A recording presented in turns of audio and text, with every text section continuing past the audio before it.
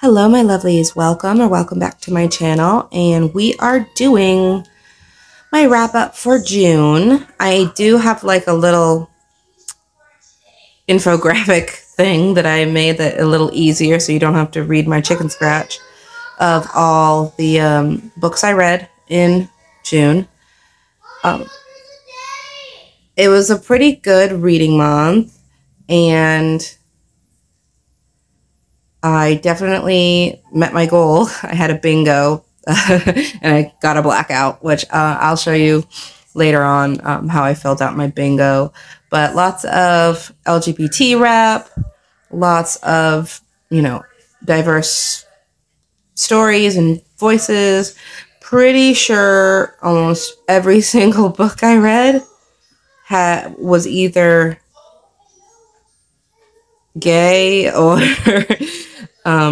gay adjacent or at least had some kind of diversity. I'm using the red to kind of just point out I like to differentiate between my steamy books, my Kindle Unlimited steamy books, and then just, I guess more traditional form.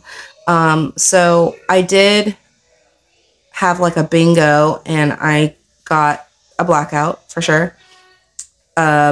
For all my categories. I was trying to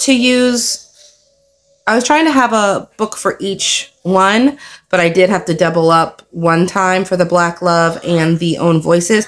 At first I thought I didn't have a Black Love at all, and I got sad that I wasn't going to get a blackout, but then I realized, oh, one of the books I read was set in Nigeria with two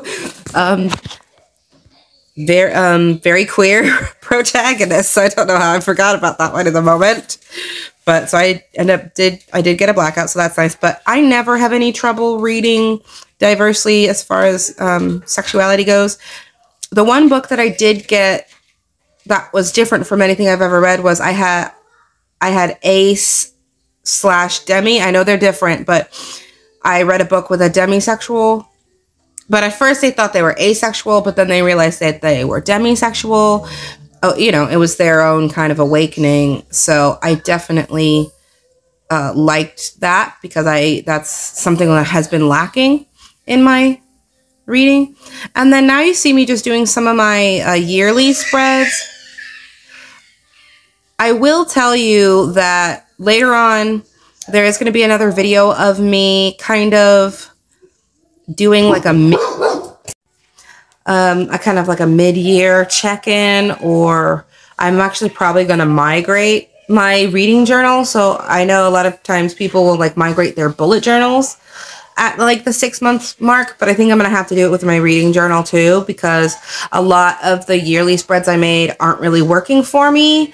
And the reading journal I was using was getting really, really chunky. Like it was starting to break the binding.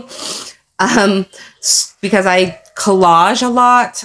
I glue a lot of things and use a lot of stickers and things for my reading journal. So it's getting really chunky. So I did have to do some kind of Frankenstein surgery.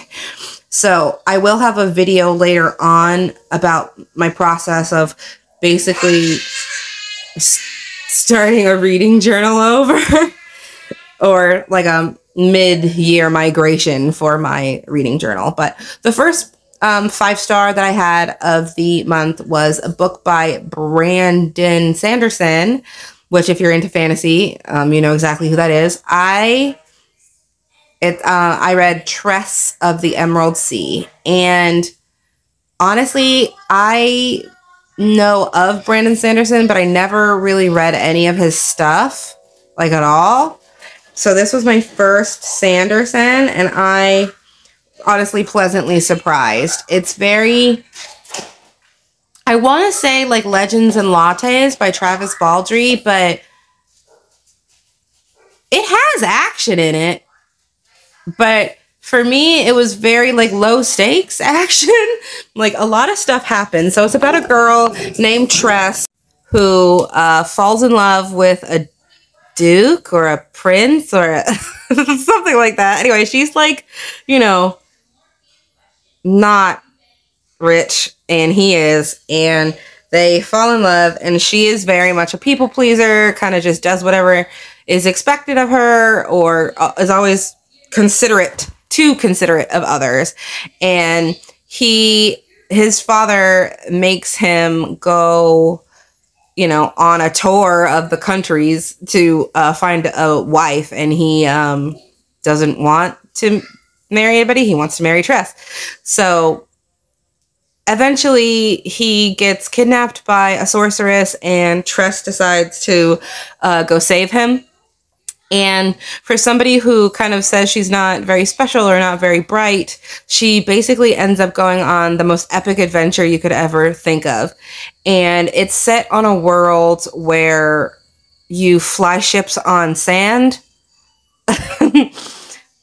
like moving sand, like vibrations make the sand move like an ocean.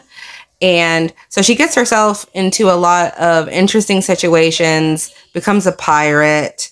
But the narrator of the story isn't Tress herself. It's a member of the crew who was cursed by the Dark Sorceress. So, it makes you wonder, is it reliable? It's amazing. It's really, really good. And I would kind of explain it like a lot of stuff happens, but also nothing at the same time. And I don't know how that makes any sense, but it does. It just made me happy when I read it. There were a lot of like asides, and usually I don't like that. Like when, the plot's going along, and then the narrator decides to talk about something random, usually like Douglas Adams style. And usually I don't like that, but this book worked for me. I put lots of green because the book itself, which is the prettiest book I've ever seen, was very green, and Tress herself is obsessed with cups, and she likes to drink her tea lukewarm. And like how many times she talks about like lukewarm tea and cups shouldn't be as cool as it was, like.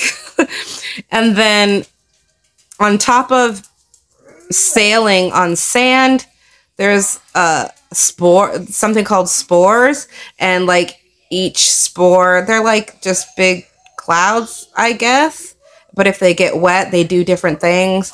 So I found this picture, and it looks really like aquamarine on camera, but it's green in real life. So I found this paper that had like clouds on it, and it was green, so I thought that would be perfect. And I found this ship picture from a magazine, a National Geographic. And I just added lots of like vines and flowery things, because one of the spores that is in the story, when you put water on it, it turns into vines. So I thought I'd add a lot of the vines kind of everywhere, and a lot of gold touches and a lot of green touches, because the book itself, the physical book, which I no longer have, so I can't show you because I got it from the library, has a lot of gold accents. And there was like a really beautiful picture of Tress on a ship with her wind blowing, her hair blowing in the wind. And I don't know, it was just everything. It's probably one of my favorites of the year. What I would do a 5+++ or a 6. Oh, here you see me doing stripes, and then I hated it, so I just colored it in. And I know my greens don't match, but I am lacking in my marker supply, but I don't really mind it much. I will say that I've been in like a creative block, so a lot of my spreads aren't going to be as cool or awesome as they have been in the past, because I have not been feeling super inspired lately. So I did the best I could, but the composition isn't going to be great, and these aren't the best spreads I've ever done, let me just say that. But I still wanted to document it, so even if, you do feel blocked, I feel sometimes just sitting down and doing it anyway is still therapeutic, because I still like to collage and things, even if I'm not 100% in the mood. Oh, there's my daughter's arm. So I'm just kind of writing down some of my thoughts, and I realized that I made my little blurb box too small for everything I wanted to say about this book, but the ship itself was a little bit bigger than I anticipated. I thought that I could get it on one page, but I even had to kind of rip it and cut it down and glue it back together to make it even like smaller, and it's still super big. So this spread did not turn out the way I wanted. So the next book I read was Lost in the Moment and Found by Seanan McGuire, who is on the spectrum, the LGBT spectrum. She's, I think, pan and demi and maybe asexual as well. But this is the 8th book in her Portal Fantasy series. I was reading them in order, but the last couple kind of weren't my jam, so I kind of started reading out of order. But the good thing about this series is it doesn't really need to be read in order. I feel like as long as you've read the first one, you can kind of read all the other ones however you want. So this one was about a girl who needed to escape her house because her stepfather was grooming her in a way. So she felt, lost, and a door opened for her, and it was for lost things. And so there are a lot of darker elements in this one than a lot of the other ones. So this might trigger some people for like gaslighting and grooming, but that's all happens in the beginning of the book, and she runs away before anything bad happens. But I definitely wanted to incorporate, so the world she goes into is for lost things. So like everybody's left sock, that you lose in the washing machine, or sometimes cats, and people can come back to this world and get it, or it stays there forever, but there's a place for all the lost things. And she becomes one of the caretakers of the lost things, but they don't tell her that as she's there, every time she goes to a different world, because in her world, she can open multiple doors to multiple worlds.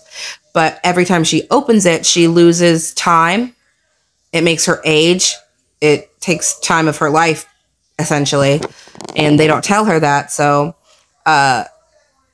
there's a lot going on in there in such a short... What I love about these novellas is there's so much world building and character development in such a small form. And I just love... I'm always going to read every single one, even if I end up not liking it.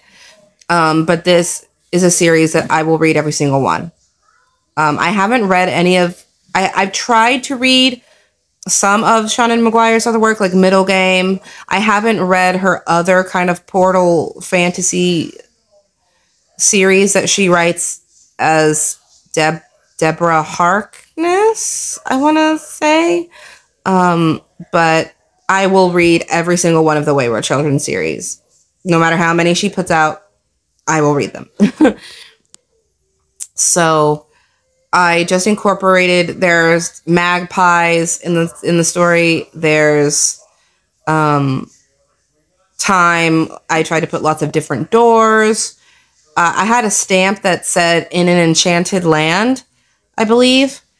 But I don't have stamp pads, so I kind of just had to use a marker and do my best. So they didn't all come out that great, but I still wanted to show that she was going to different worlds. And then I have like a flip up door so that there's my thoughts and everything under the door, just to make it more interactive and more interesting. And then I realized afterwards that a lot of my book spreads kind of look the same. Like they have the same color palette. I guess I was just feeling like lots of aquas and teals and sea foams and greens this month. I am probably going to have a couple of different videos about my reading journal, my mid-year migration, and my July setup. So look forward to that coming up.